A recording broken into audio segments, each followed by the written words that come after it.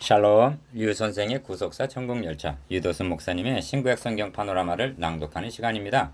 지금은 마태복음 파노라마 24장 1절에서 28절까지입니다. 세상 끝에는 무슨 징조가 있사오리까? 요절은 14절, 이 천국 복음이 모든 민족에게 증거되기 위하여 온 세상에 전파되리니 그제야 끝이 오리라. 24장에서 25장까지 중심점은 주의 재림에 있습니다. 24장은 이에 대한 강설이고 25장은 알아듣기 쉽도록 비유를 들어서 말씀하십니다. 주님은 죽으시고 부활하실 것만을 말씀하신 것이 아니라 재림하실 것을 강조하십니다. 그러므로 본장에서 주의 재림을 직접적으로 언급한 것만도 11번이나 되고 3절, 27절, 30절, 33절, 37절, 39절, 42절, 44절, 46절, 48절, 50절 간접적인 언급까지 합치면 그 이상이 됩니다. 24장을 말씀하게 된 동기는 주님께서 보라 너희 집이 황폐하여 버림받으리니 23장 38절 돌 하나도 돌 위에 남지 않고 다 무너뜨리우리라 하고 2절 말씀하시자 제자들이 우리에게 이르소서 어느 때 이런 일이 있겠사오며 또 주의 임하심과 세상 끝에는 무슨 징조가 있사오리까 하고 3절 질문한데 응하여 하신 말씀입니다. 제자들은 두 가지를 물었는데 기억 예루살렘이 황폐하여지는 때가 언제인가 니은 주님의 재림이 언제인가 하는 질문입니다. 주님은 예루살렘의 멸망을 최후 심판의 그림자로 말씀하십니다. 그리하여 이 두 장면이 겹쳐진 그림으로 되어 있음을 유념해야만 혼란에 빠지지 않게 됩니다. 24장을 두 문단으로 나누어 상고하겠습니다. 1절에서 28절, 29절에서 51절. 첫 문단 1절에서 28절까지의 초점은 주로 예루살렘에 임할 심판에 맞춰져 있고 두 번째 문단 29절에서 51절까지는 주로 최후 심판에 관한 말씀입니다. 그렇다면 세상 끝에는 어떤 징조가 있을까요? 첫째 단원 1절에서 14절 사람의 미혹을 주의하라. 둘째 단원 15절에서 28절 그때 환란이 있으리라. 첫째 단원 1절에서 14절 사람의 미혹을 주의하라. 예수께서 성전에서 나와 가실 때 제자들이 성전 건물을 가리켜 보이려고 나오니 제자들이 예루살렘 성전이 너무나 경이롭게 보였을 것입니다. 왜냐하면 북쪽 갈릴리 촌 사람들이었기 때문입니다. 그리하여 아름답고 장엄한 성전에 감탄하듯 말했습니다. 누가복음 21장 5절 여기에도 소경됨과 답답함이 있습니다. 왜냐하면 그림자로 주어졌던 성전과 성전의 실체가 오셨는데 요한복음 2장 21절 주님의 영광스러움은 알아보지 못하고 건물의 아름다움에 탐복하고 있다니 얼마나 답답하셨겠습니까? 그래서 주님은 너희가 이 모든 것을 보지 못하느냐 하십니다. 2절 상반절 내가 진실로 너에게 이르노니 돌 하나도 돌 위에 남지 않고 다 무너뜨리우리라. 2절 하반절 왜 무너져야 합니까? 여기에는 두 가지 뜻이 있다 하겠습니다. 말할 것도 없이 첫째는 기억 그리스도를 배척한 죄에 대한 심판입니다. 그런데 여기에는 오묘하신 하나님의 섭리하심이 있습니다. 이제 후로는 하나님의 집이 건물이 아니라 내가 이 반석 위에 내 교회를 세우리니 하신 16장 18절의 교회가 하나님의 성전이라는 말씀입니다. 그러므로 둘째는 니은 실체가 성취되었기 때문에 그림자로 주어졌던 건물을 철거하신 셈입니다. 주님이 십자가상에서 다 이루었다 하신 후에도 성전에서 제물을 드릴 필요가 있단 말인가? 2. 예수께서 감람산 위에 앉으셨을 때 제자들이 종영이 와서 가로되 우리에게 이르소서 어느 때 이런 일이 있겠사오며 또 주의 임하심과 세상 끝에는 무슨 징조가 있사오리까? 3절 제자들은 두 가지를 물었습니다. 성전이 무너지게 되는 때가 언제인가? 니은 주님의 재림과 세상 끝에는 무슨 징조가 있는가? 주님은 이 두 사건을 겹쳐진 그림으로 말씀하십니다. 왜냐하면 노아 홍수 심판이 37절 최후 심판의 그림자이듯이 예루살렘의 심판이 최후 심판의 예표가 되기 때문입니다. 선지서들을 보면 예루살렘의 멸망과 주의 날이 겹쳐져 있는 것을 보게 됩니다. 성경에 나타난 중요한 심판들 즉 노아 홍수 소돔 고모라의 멸망 바벨론에 의한 예루살렘의 멸망 로마에 의한 예루살렘의 멸망 등이 모두가 최후 심판을 예표하는 일면이 있는 것입니다. 그러므로 24장에서 확고하게 세워져야 할 점은 주님께서 예고하신 대로 예루살렘이 심판을 당했다는 역사적인 사실을 통해서 다가오는 종말적인 심판의 확실성을 증거하는 일입니다. 그렇습니다. 예루살렘이 심판당한 이후를 살아가고 있는 우리에게 24장이 의미가 있는 것은 최후 심판이 다가오고 있다는 경고이기 때문입니다. 3. 주님은 첫 징조로 너희가 사람의 미혹을 받지 않도록 주의하라 하고 4절 미혹을 꼽으십니다. 이는 공간복음이 공통적으로 마가복음 13장 5절, 누가복음 21장 8절 경고하고 있는 바입니다. 날릴 때에는 유언비어가 무성하듯이 재림이 임박할수록 미혹하는 말도 난무하기 마련입니다. 그러면 누가 미혹을 하는가? 박해가 외부에서 가해지는 적 그리스도의 공격이라면 미혹은 내부적으로 일어나는 거짓 선지자의 누룩과 같은 교훈입니다. 많은 사람이 내 이름으로 와서 이르되 나는 그리스도라 하여 많은 사람을 미혹해 하리라 하십니다. 5절 박해가 심해질수록 성도들은 그리스도의 재림을 더욱 열망하게 되는 것입니다. 이 심리를 틈타는 자가 거짓 그리스도입니다. 초대교회 당시에 많이 일어났고 이제도 있으며 주의 재림이 가까워질수록 더욱 출현하게 될 것입니다. 반면 주님의 재림이 지연이 되게 되면 필연적으로 일어나게 되는 것이 거짓 선지자입니다. 11절, 24절 이들은 한결같이 그리스도의 이름을 들고 나타납니다. 그리고 복음 진리를 보수하기 위한 거짓 선지자와의 싸움이 박해보다도 어려운 싸움임을 유념해야만 합니다. 이를 바울에게서 보는 바입니다. 4.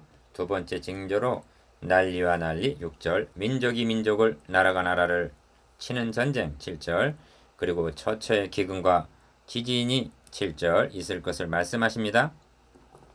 이 모든 것이 재난의 시작이니라 하십니다. 8절 시작이니라 하신 것을 보면 예루살렘의 멸망으로부터 시작하여 주님의 재림 때까지 이러한 징조는 오랜 동안 계속될 것이며 더욱 격화되어 갈 것을 짐작할 수가 있습니다.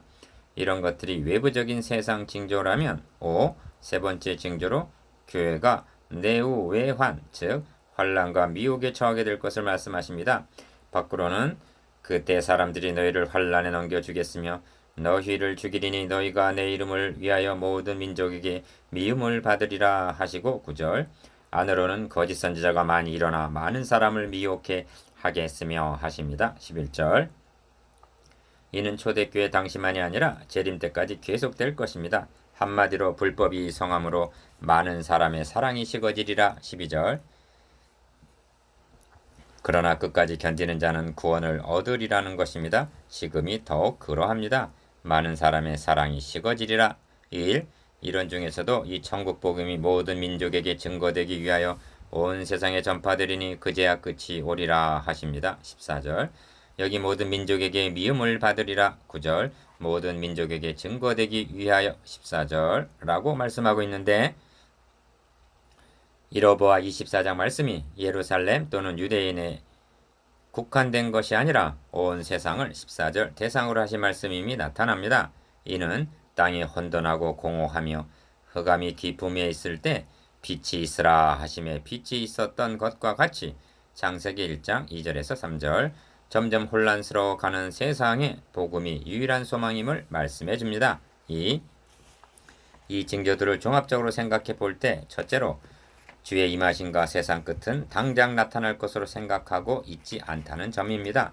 열처녀 비유에서는 신랑이 더디 오므로 다 졸며 잤다 하고 말씀합니다. 25장 5절 누가복음에 의하면 주님께서 문화 비유를 말씀하시게 된 동기가 이는 자기가 예루살렘에 가까이 오셨고 저희는 하나님의 나라가 당장에 나타날 줄로 생각했기 때문이라는 것입니다. 누가복음 19장 11절 주님은 그들을 향해서 내가 돌아오기까지 장사하라 하십니다. 둘째로 세속사회는 진화론 자들이 생각하듯이 점점 좋아지는 것이 아니라 걷잡을 수 없는 혼돈에 빠지게 된다는 점입니다. 3.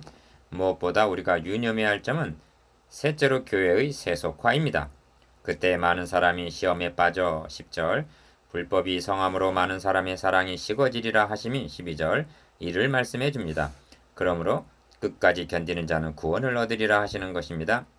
혹이 주여 구원을 얻는 자가 적으니까 하고 물었을 때에도 주님의 답변은 좁은 문으로 들어가기를 힘쓰라. 내가 너에게 이르노니 들어가기를 구하여도 못하는 자가 많으리라. 그러나 인자가 올 때 세상에서 믿음을 보겠느냐 하셨습니다. 누가복음 13장 23절에서 24절, 18장 8절 깊이 생각해야 할 말씀입니다. 4. 교회가 이처럼 세속화되는 원인은 사람의 미혹을 받지 않도록 주의하라 하신 미혹으로 인한 변질 때문임을 명심해야만 하겠습니다. 이 점을 사도 바울은 마지막 서신에서 너가 이것을 알라. 말세 고통하는 때가 이르리니 사람들은 자기를 사랑하며 돈을 사랑하며 쾌락 사랑하기를 하나님 사랑하는 것보다 더하며 경건의 모양은 있으나 형식적인 믿음, 경건의 능력은 부인하는 자니 이 같은 자들에게서 너가 돌아서라 하고 디모데후서 3장 1절에서 5절 권면하고 있습니다. 또 경계하기를 때가 이르리니 사람이 바른 교훈을 받지 아니하며 귀가 가려워서 자기의 사욕을 좇을 스승을 많이 두고 또 귀를 진리에서 돌이켜 허탄한 이야기를 좇으리라 하십니다. 디모데후서 4장 3절에서 4절. 서구 교회가 쇠퇴한 원인이 어디에 있다고 보십니까? 복음의 능력을 상실하고 허탄한 이야기를 좇았기 때문입니다. 그런데 한국 교회가 그 전체를 밟고 있는 것이 아닌가 우려됩니다. 둘째 단원 15절에서 28절. 그때 환란이 있으리라. 그러므로 너희가 선지자 다니엘의 말한 바 멸망에 가증한 것이 거룩한 곳에 선 것을 보거든 읽는 자는 깨달을진저 15절 1. 15절은 해석상 논란이 많은 구절입니다. 논란이 많다는 것은 그만큼 난해하다는 뜻이기도 합니다. 그런데 24장의 중심 주제가 멸망에 가증한 것에 있는 것이 아니라 인자가 오리라 하신 재림에 있음을 꽉 붙잡기만 한다면 그런 지엽적인 것은 별 문제가 될 것이 없습니다. 24장에 대한 양극단이 있습니다. 주님이 하신 말씀이 예루살렘이 심판을 당할 때에 다 성취되었다는 견해와 정반대로 주님 재림 직전에 짧은 기간에 되어질 일로 해석하는 견해입니다. 그렇다면 주님의 승천으로부터 재림까지를 살아가는 우리들과는 상관이 없는 말씀이란 말인가? 그렇지가 않습니다. 24장 말씀은 주님의 초림으로부터 재림하시기까지의 전 기간을 살아가는 모든 그리스도인들에게 위로와 격려와 경계가 되는 말씀인 것입니다. 먼저 멸망에 가증한 것이 무엇인가? 그가 누구이든지 우군이 아니라 저 그리스도라는 점은 분명합니다. 그렇다면 다음으로 다니엘 당시와 주님 당시의 저 그리스도는 누구를 가리키는 것인가를 생각해야만 합니다. 다니엘의 예언은 1차적으로 주전 168년 시리아 왕 안티오쿠스 에피파네스가 성전들의 제우스 제단을 만들고 돼지고기를 제물로 드림으로 모독한 것으로 성취가 됩니다. 그리고 주님의 예고는 주후 70년 로마의 티투스 장군이 성전을 짓밟고 파괴함으로 성취가 됩니다. 본문 16절에서 20절까지는 그 때를 염두에 두고 하신 말씀인데 그때 유대에 있는 자들은 산으로 도망할지어다 하십니다. 16절. 그래야만 살아남을 수가 있다는 것입니다. 그리고 주님 말씀대로 행해서 살아남은 사람들이 있었던 것입니다. 3. 그렇다면 멸망에 가증한 것은 과거에만 있었단 말인가? 아닙니다. 사탄이 발등상 되기까지는 어느 시대나 있는 것이며 종말에 가서 최후 절정에 이르게 될 것입니다. 데살로니가 후서 2장 4절.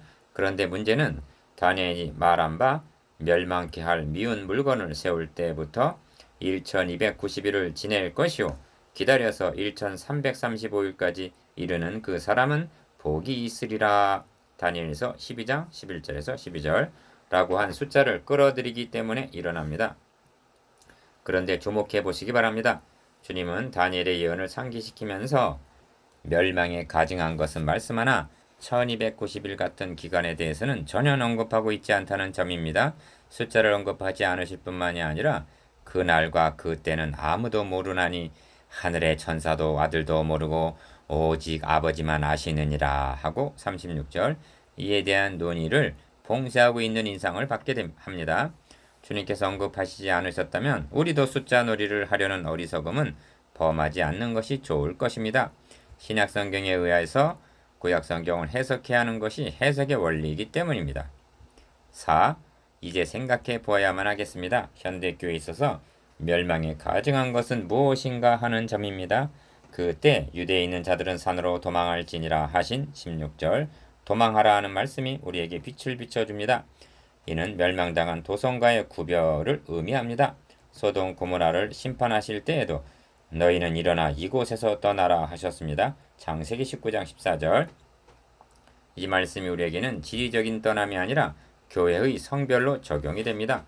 주님은 현대교회를 향해서도 이 같은 자들에게서 돌아서라 디모데후서 3장 5절 너희는 저희 중에서 나와서 따로 있으라 하고 촉구하십니다.